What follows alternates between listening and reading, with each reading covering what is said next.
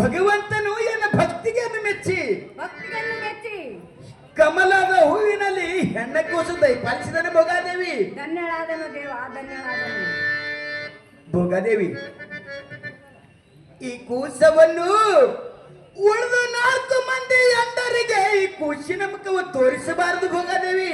ಏಕೆಂದರೆ ಪತಿದೇವ, ಭೋಗಾದೇವಿ, ಆ ಭಗವಂತನ ಆಕಾಶವಾಣಿಯಾಗಿದೆ ಭೋಗಾದೇವಿ.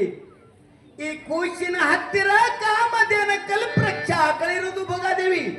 ಸಂತೋಷವಾಯಿತು ಪತಿದೇವ. ಭೋಗಾದೇವಿ, ಹೇಳ್ರಿ ಪತಿದೇವ.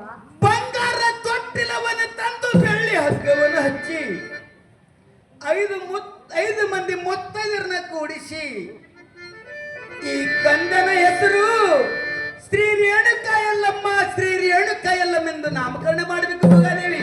ಆಗಲಿ ಪತಿದೇವ. ಭೋಗಾದೇವಿ, ಈ ಕೂಸಿನ ಹತ್ತಿರ ಕಾಮಧೇನ ಕಲ್ಪವೃಕ್ಷ ಇರುವುದು ಭೋಗಾದೇವಿ. ಸಂತೋಷವು ಪತಿದೇವ.